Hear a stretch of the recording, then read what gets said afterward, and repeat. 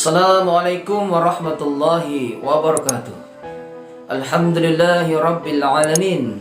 Allahumma salli wa sallim wa barik ala sayyidina Muhammadin wa ala alihi wa sahbihi ajmain, amma ba'd. Ya sobat sekalian budiman, kembali lagi di channel Putra Jogja. Kali ini saya ingin membawakan kisah Islami dengan judul Renungan Kehidupan, Syukur atau Kufur. Ya sobat sekalian budiman, sebagaimana kita ketahui bahwasannya Allah menciptakan manusia, yaitu tidak ada lain tidak hal hanya untuk beribadah kepadanya, hanya untuk menyembahnya, hanya untuk sujud kepadanya. Namun kita ketahui bahwasannya rasa syukur yang ada pada hamba Allah, makhluk Allah, masih banyak yang jauh dari rasa syukur. Ketika seorang manusia bangun dari tidurnya, Allah memberikan begitu nikmat yang sangat besar, yaitu contoh kecil yaitu oksigen. Allah memberikan oksigen dari manusia itu bangun tidur hingga dia tidur kembali.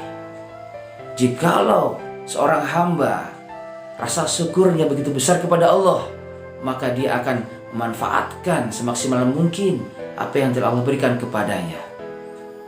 Yaitu contoh kecil, ketika Allah memberikan oksigen dan Allah ingin menghitung-hitung kepada hambanya, Allah ingin memberikan tagihan nota kepada hambanya, maka tidak akan seorang hamba bisa menghitungnya.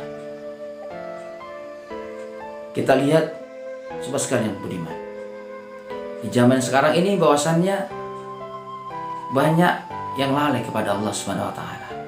Ketika Allah memanggil seorang hamba untuk sujud kepadanya, yaitu dengan panggilan azan, maka apa yang terjadi? Hamba-hamba Allah masih sibuk dengan kesibukan mereka masing-masing. Ada yang dalam pekerjaannya dan ada dalam kesenangannya, seperti mereka hiburan dan sebagainya, tanpa disadari bahwasanya Allah sudah mengundangnya untuk sujud kepadanya. Jikalau Allah murka, maka Allah akan mencabut oksigen itu dari dirinya. Allah akan menutup nikmat hidung dalam dirinya. Allah akan menutup nikmat perasa dalam lidahnya. Maka apa yang terjadi? Begitu susahnya seorang hamba untuk menikmati sebuah rasa, sebuah masakan. Begitu susahnya hamba Allah ingin menghirup udara yang segar, karena Allah mencabut nikmat dalam hidungnya. Seperti sekalian budiman, masih banyak contoh yang kiranya seorang hamba itu akan jatuh kepada kekufuran. Mengapa demikian? Karena Allah menciptakan seorang manusia dengan sesempurna-sempurnanya makhluk, yaitu dengan dilengkapi panca indera. Sebagai contoh berikutnya adalah nikmat mata. Jika Allah mencabut nikmat mata dari seorang hamba, apa akan terjadi? Begitu susahnya seorang hamba untuk melihat keindahan ciptaan Allah. Begitu susahnya seorang hamba ingin melihat apa-apa yang ada di dunia ini. Mengapa demikian? Karena Allah telah murka kepada hambanya. Allah menciptakan sebuah mata, yaitu untuk melihat hal-hal yang baik, untuk melihat hal-hal yang positif yang Allah ciptakan. Namun apa yang terjadi ketika Allah hanya meminta sedikit waktu dari seorang hamba? Sedikit waktu. Mengapa demikian sedikit waktu? Allah memerintahkan sholat 5 waktu. Dalam satu waktunya berkisaran 5-10 menit dalam setiap sholatnya. Sedangkan Allah memberikan waktu kepada hambanya, yaitu 24 jam. Dibagi 3, 8 jam, 8 jam, 8 jam. 8 jam untuk ibadah, 8 jam untuk bekerja, dan 8 jam untuk istirahat. Sedangkan Allah hanya memberikan waktu tidak banyak, 5-10 menit dalam setiap sholatnya. Anggap 10 menit saja. 10 menit dikali 5 kali waktu, 50 menit. Sedangkan 8 jam diambil 50 menit, masih banyak sisanya. Namun apa yang terjadi? Banyak hamba-hamba Allah, yaitu seorang manusia yang lalai kepada Allah, yang begitu sombongnya meremehkan panggilan sholat. Masya Allah, na'udzubillah min dzalik.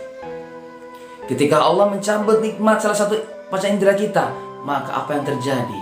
Kita akan mengalami kerugian sangat besar. Kita akan merasakan begitu murkanya Allah. Sekilas memang mata kita ini terbuka, mata kita melihat, tetapi Allah mencabut nikmat mata, maka kita tidak bisa memandang, tidak bisa melihat apa yang Allah ciptakan. Contoh lain saja, perasa. Di sini adalah lidah. Ketika Allah memberikan sebuah penyakit, yaitu yang kecil, sariawan, maka apa yang terjadi? Kita akan susah menikmati makanan yang Allah berikan pada kita. Menikmati kenikmatan makanan akan susah. Belum lagi nikmat lain yang Allah cabut, nikmat pendengaran. Betapa susahnya ketika nikmat pendengaran Allah cabut. Tidak bisa mendengarkan lantunan ayat-ayat suci Al-Quran, tidak bisa mendengarkan mungkin musik yang indah. Sobat sekalian budiman, mari kita kembali kepada Allah. Fafirillallah, kembali kepada Allah untuk selalu bersyukur kepadanya, untuk selalu bersyukur kepadanya. Karena jikalau kita bersyukur, maka Allah akan menambahkan nikmatnya pada kita.